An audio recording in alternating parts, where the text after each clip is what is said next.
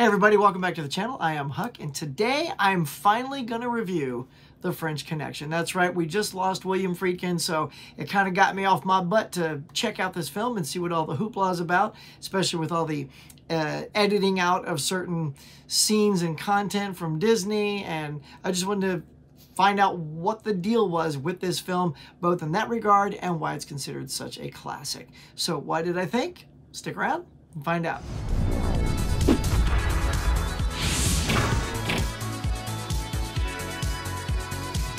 All right, let's just jump into this film. What did I think of The French Connection? Let's just jump right into it. I thought it was a fantastic film. I will say this, if you are used to current style of pace and editing, this is not that. There's a lot of slow parts to this film. Pacing is very typical of the 70s in this film. This is from 71. And yeah, so because of that, if you're used to that sort of thing, it may put you off a little bit. You might be a little bored in some cases.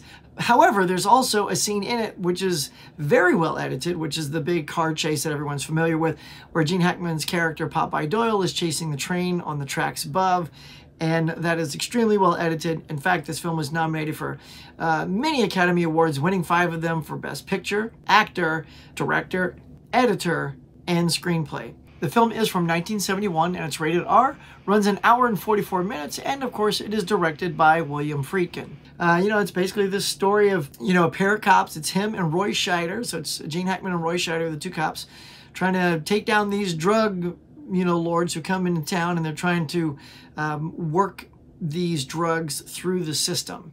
And they're onto them. They're each onto each other, so they know who they are, and then the bad guys know who the cops are, and that they're being tailed, and so it's a real cat and mouse game, like who has the one up on who.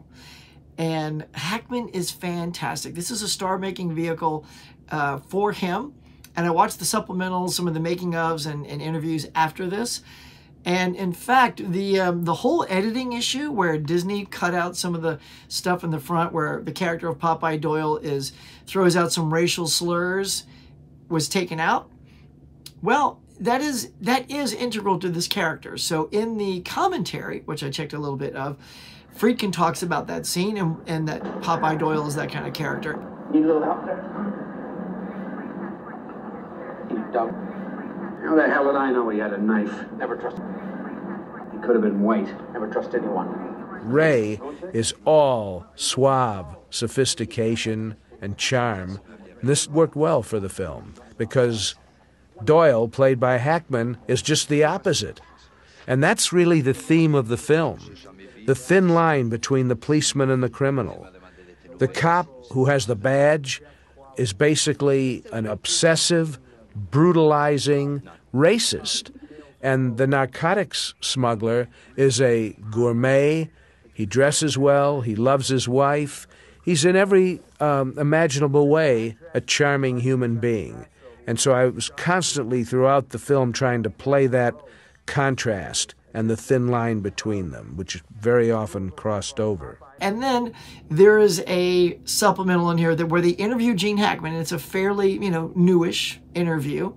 So it's long after this film. And he talks about being very uncomfortable in what some of the characters' traits were. The character was a bigot and anti-Semitic and whatever else you want to call him. That's who he was.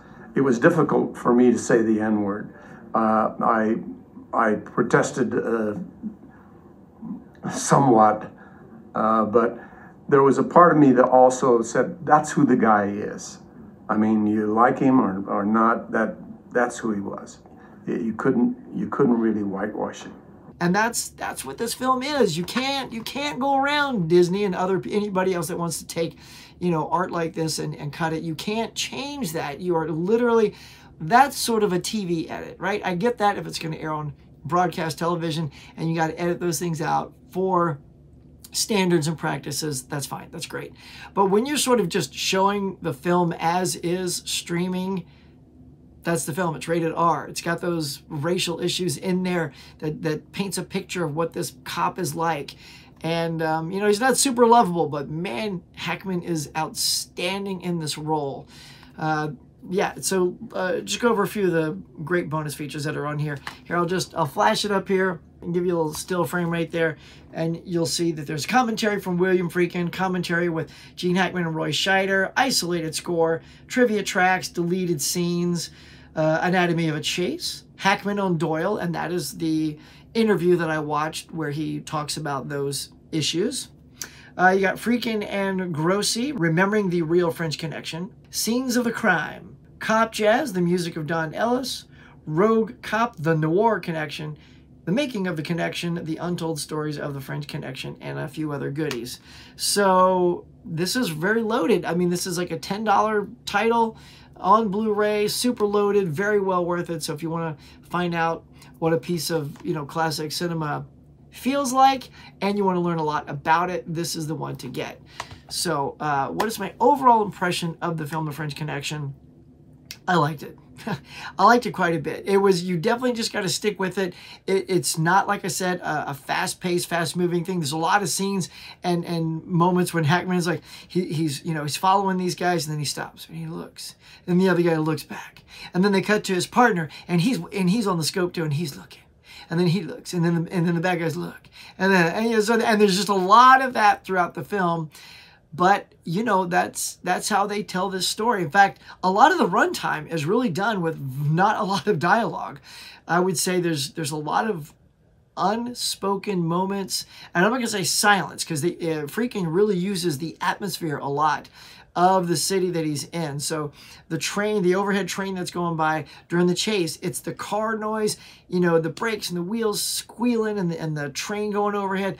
That's the soundtrack you have. There's no music during that scene. And I didn't realize it until after it was over that it was just literally letting those visuals and those sounds speak for themselves. So yeah, it was pretty good. I'd probably give it maybe a 3.5 out of 5 stars. Solid movie, really good. I know most people, I don't know, you'd probably give it 5 stars, or some people who aren't into this kind of thing give it 1 star. But for me, it was just a really good cop movie.